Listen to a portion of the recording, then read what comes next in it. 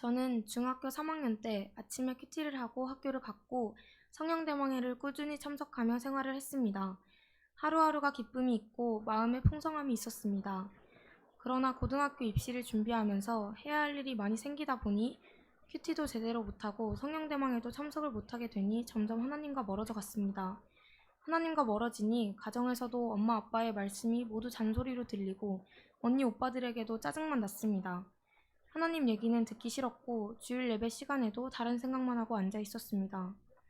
고등학교에 들어와서도 학교의 바쁜 커리큘럼과 친구들과 지내는 시간이 많아지면서 하나님 없이 바쁘게 살았습니다. 학교에서 친구들과 재밌게 어울리고 또 제가 좋아하는 노래와 춤을 배우다 보니 마냥 행복하고 즐거웠습니다. 저는 분명 이런 생활이 만족스러웠는데 집에 오면 항상 왠지 모를 공허함에 눈물이 나곤 했습니다. 겉으로는 내 삶이 화려해 보였지만 하나님 없는 삶은 허전하고 바람 빠진 풍선처럼 시들해짐을 느꼈습니다. 중3 때 큐티하고 예배하며 하나님과 교제하던 그때가 그리워졌습니다. 하나님의 형상대로 만들어진 우리이기에 하나님과 교제할 때 가장 행복하다는 것을 깨달았습니다. 여전히 바쁜 삶이지만 아침에 큐티를 하고 가려고 애를 씁니다. 8월 28일 토요일 사도행전 21장 27절부터 36절 말씀, 사명을 끝까지 감당하라의 말씀에서 사탄은 바울을 방해하여 죽이려고 합니다.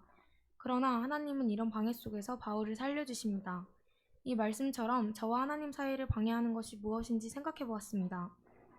어제는 성령대망회가 있는 날이었습니다. 원래는 학교가 늦게 끝나 예배에 참석하지 못하는데 어제는 방과 후가 없어 예배할 수 있었습니다. 수업 후 친구들과 일산에서 놀았습니다. 조금 거리가 있는 곳이다 보니 예배 시간에 맞추려면 일찍 출발해야 했습니다.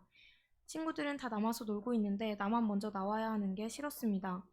10분만 더 하다가 1시간이 지나서야 출발했고 예배 시간이 훨씬 지난 기도 시간이 되어서야 도착을 했습니다.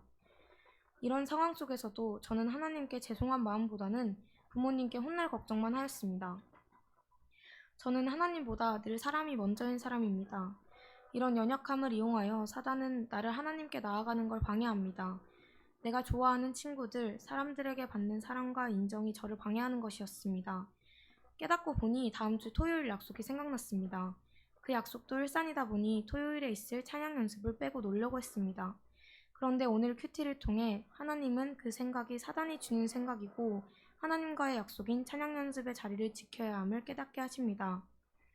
바울이 죽기를 각오하고 영혼 구원을 위해 예루살렘으로 올라오는 모습을 보며 친구들도 마냥 즐겁게 노는 것에만 머무르는 것이 아니라 복음을 전할 대상임도 배웠습니다.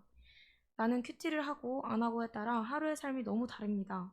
말씀이 있으면 화가 날 때도 참을 힘이 생기고 내가 잘못되었다는 내 죄가 보입니다. 그렇기에 아무리 바쁘고 시간이 없어도 학교 가기 전에 큐티를 하겠습니다.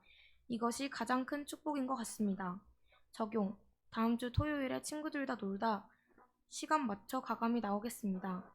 매일 학교 가기 전 큐티를 하겠습니다.